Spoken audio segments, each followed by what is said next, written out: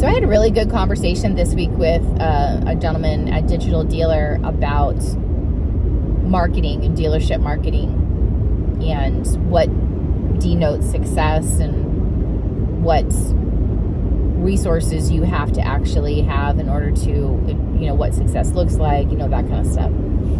And the gist of the conversation was, talking about effective marketing campaigns and VIN-specific advertising, things like that, which I agree with. But the other part of the equation that we had a pretty good discussion around was, you can have the best marketing strategies, paid, organic, whatever, in the world, but if it breaks down as soon as people walk in your front door or call your store, then you're just throwing money away. So you really have to make sure that it's kind of like building the roof of the house before you built the house. So the roof of the house protects the house, right? Just like the paid marketing protects the traffic that's coming into the store. But if you don't build the infrastructure, if you don't build, the beams and the walls and the load-bearing walls and the structure, the basic structure, foundation of the house, then you just have a roof and you're just throwing money in the wind, basically, at the dealership. So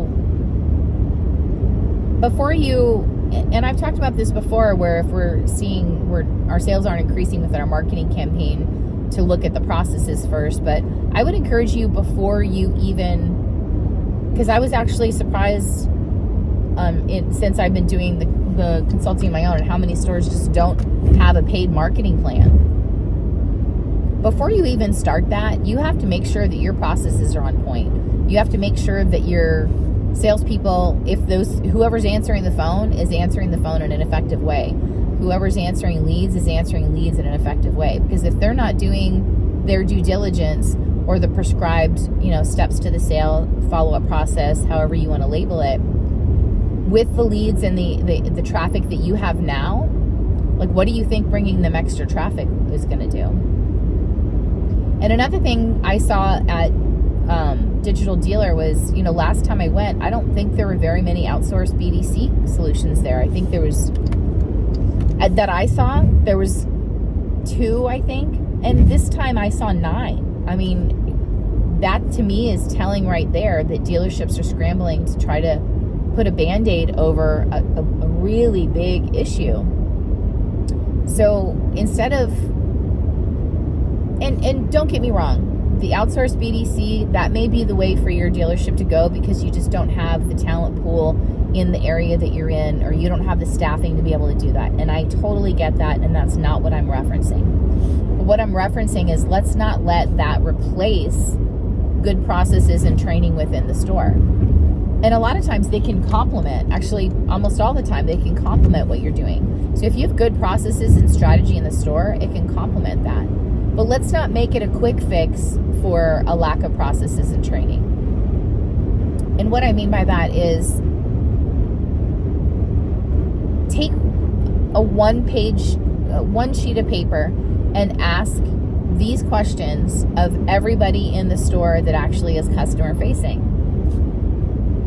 And see what you come up with, see if it's consistent. So the number 1 question is, what is our mission statement? If you don't have one, then that's probably a good place to start. The number 2 thing they should ask is, hey, what is the first thing we should be saying to the consumer, or to the clients, to the shopper? Do you have a 3-foot rule at your, 3-foot rule at your dealership? Every dealership should have a 3-foot rule, which means if anybody, customers, employees, anybody walks within 3 feet of you, you should be saying good morning, hello, in some semblance of a greeting. And what is for the internet department, what is the prescribed follow-up process? How many times should you be calling the customer in the first day, on day 10? And then for the phone, what are we saying when we answer the phone? What are we saying when we're talking in chat? What's the first thing we say to the customer? Just ask them very simple, basic questions, but ask multiple people that are client-facing. You'd be surprised at some of the answers you get. Now, if you go through that whole exercise and you get the same answers from everybody, then God bless. Go forth and shop paid marketing solutions with my blessing. But if you don't, if you're getting different answers or you're getting I don't knows from a lot of people, that means you need to have a level set training conversation with your team on customer service. And I mean, I've said this a million times, so have a lot of other people. Everybody got a little bit lazy after COVID because inventory levels being what they are, it was, hey, yeah, we got the car. When can you come down and buy it? And now the conversation has to go beyond that. The conversation really has to take place from the first time they interact with the dealership. So that has to take place from that first phone call, from that first chat. I did a mystery shop of a store recently that told me they didn't see the vehicle that I was looking at on the website when I was on their chat tool on their website, on the VDP for the vehicle. I'm not going to interact with that store anymore. I'm not going to, whatever else they send me, they already told me they don't have it, so why would I interact with you anymore? And that could have very easily been avoided if we just said, I'm going to have the salesperson follow up with you with the information on that vehicle within the next 15 minutes. So we're setting an expectation that the salesperson is going to be the one to help us. We're setting the expectation that they're going to find the information for us. So on the vehicle that we originally requested on. We're not saying we don't have it. We're not saying we do have it, but we are saying that we're going to rely on the salesman to find us more detailed information so they can physically put hands on the exact vehicle in question. So it really becomes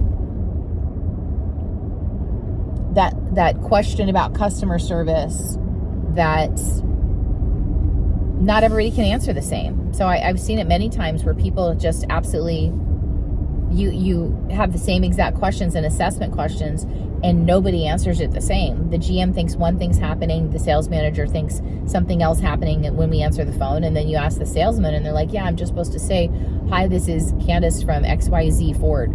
So it really kind of getting everybody level set on that same page of this is what we say when we answer the phone, this is what we say on the first email, this is what we say when a client walks in the door, this is what happens when a client, another human being walks within 3 feet of us. All those things are not only, trained on, but also held accountable to. Everybody at the store is held accountable to. Then you're creating a culture where clients come first. You're creating a culture where the needs of the client come first. And it's no longer just let's take internet follow-up. So many times I see with internet follow-up where the sales team is just checking a box. Yeah, boss, I followed up with them. See, look, my activities are completed. And we're not really inspecting the quality of the work. So I really think there needs to be a getting back to, in addition to the getting back to basics, there needs to be checking the accountability of the work, and there needs to be checking the quality of the work. So spot check a couple of emails. I'm not saying you have to look at every single email every single person sends out, but I am saying the people that are interacting with the public, you need to spot check some of their emails. Do they have a greeting? Do they have a call to action statement? Do they have a value add statement for the customer? That's pretty much what you're looking for. So a call to action statement should be, here's my phone number. I'm available from 3 to 6 o'clock tonight for a phone call. I do have one customer coming in, but I'm happy to take a phone call with you anytime during those hours. If you can't make that, please let me know when the best time would be to call you and provide the best number to reach you at. So things like that, where you're very direct and very specific about what you want that shopper to do, what you want that potential customer to do, that's your call to action statement.